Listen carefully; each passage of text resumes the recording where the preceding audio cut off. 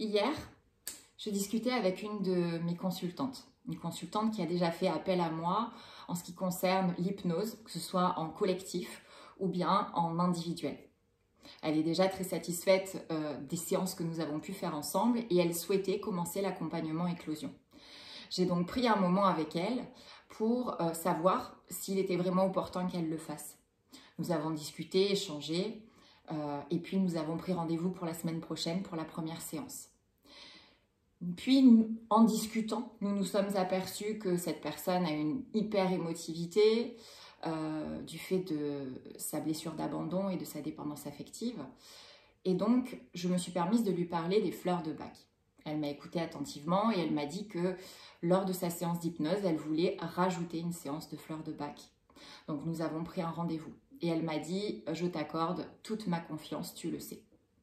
Pour moi, c'est un des plus beaux compliments qu'on puisse faire à un thérapeute. Oui, elle m'a expliqué qu'elle me connaissait depuis le temps que nous travaillons ensemble et qu'elle savait que tous les outils que j'avais choisis étaient des outils que j'avais testés moi-même et qui avaient fonctionné pour moi. Et oui, ça, c'est ma philosophie. Et aujourd'hui, dans cette vidéo, ce que j'aimerais, c'est vous donner un exemple à moi de ce que ça a pu régler dans ma vie, de ce que chacun de mes outils ont pu régler dans ma vie. Commençons tout de suite par l'hypnose. Eh bien moi, j'ai eu la chance, lors de ma formation, de faire une séance avec Camille Griselin, ma formatrice. Cette séance, je l'ai choisie sur l'arachnophobie.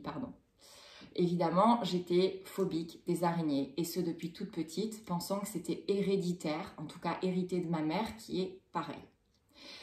Eh bien, nous avons fait cette séance, nous avons fait du signaling, comme je vous en ai déjà parlé, à savoir aller chercher la cause, puisque pour les phobies, il y a une cause, un trauma.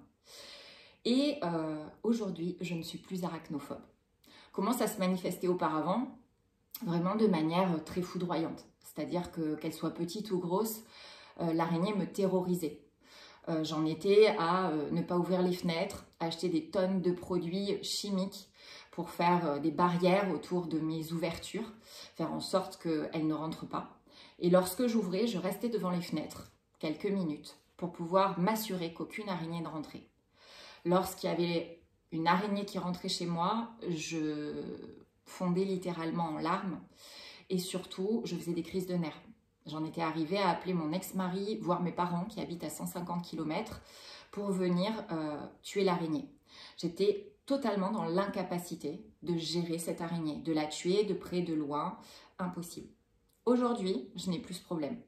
Récemment, je suis rentrée aux toilettes, j'ai trouvé une grosse araignée et je l'ai écrasée avec ma chaussure. Donc, je remercie l'hypnose sagesse et c'est pour ça que je la pratique aujourd'hui. Deuxième outil, la numérologie.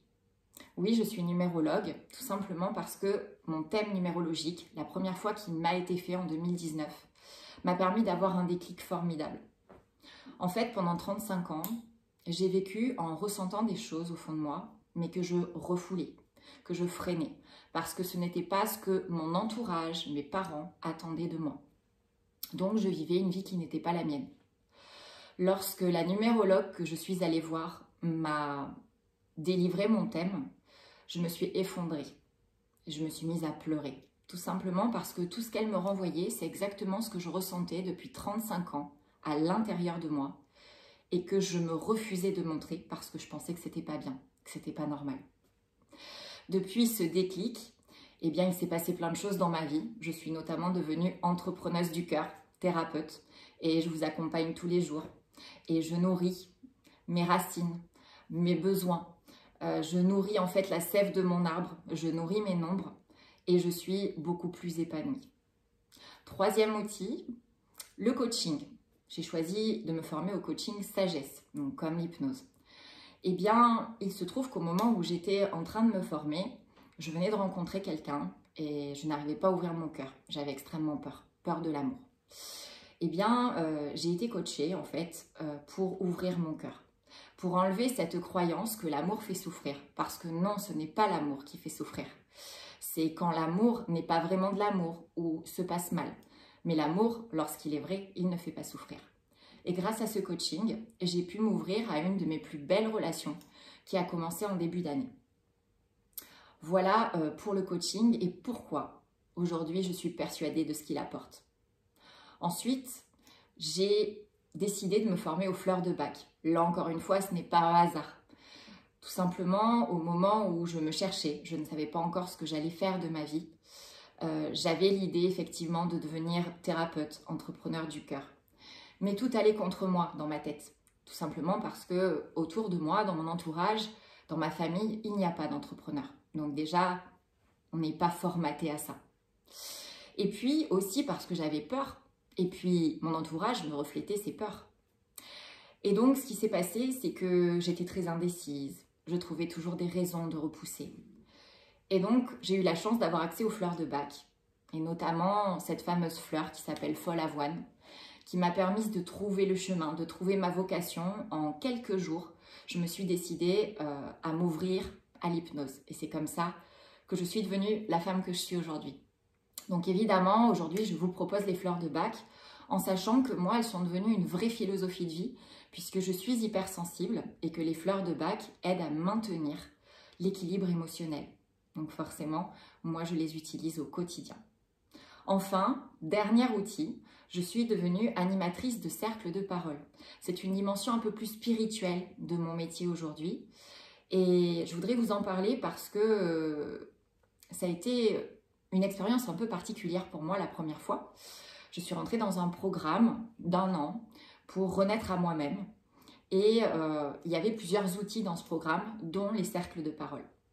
La première fois que je suis arrivée à un cercle de parole, je me suis dit, mais qu'est-ce que je fais là? C'est une secte, ils sont perchés.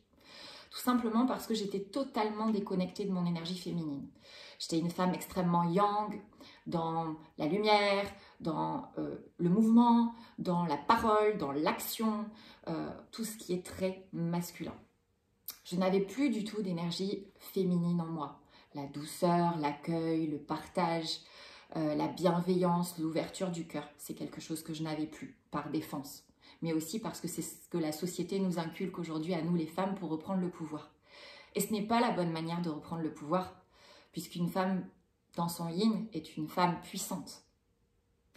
Donc, au fur et à mesure des cercles auxquels j'ai assisté pendant quasiment 1 an et demi, je me suis adoucie, j'ai ouvert mon cœur, j'ai été beaucoup plus tolérante et bienveillante envers moi-même et envers les autres. Et qu'est-ce qu'il s'est passé? Eh bien, les gens me l'ont reflété. Aujourd'hui, si vous allez sur mon site ou sur les avis Google, vous verrez qu'une des qualités qui revient le plus, c'est ma douceur. Je peux vous assurer que si vous contactiez les gens de mon ancienne vie et que vous leur disiez que je suis une femme douce, ils vous diraient que c'est pas moi. Donc, j'ai souhaité apporter aux femmes et aux hommes, puisque les hommes peuvent être trop yin ou trop yang aussi, et qu'on doit avoir un vrai équilibre pour avoir des relations épanouissantes avec soi-même et avec les autres. Donc j'ai souhaité devenir animatrice de cercle de parole, justement pour vous accompagner à équilibrer vos énergies. Voilà, j'espère que cette vidéo vous aura donné de précieuses informations pour savoir si vous aurez envie de travailler avec moi. Je vous souhaite une belle journée et je vous dis à très bientôt.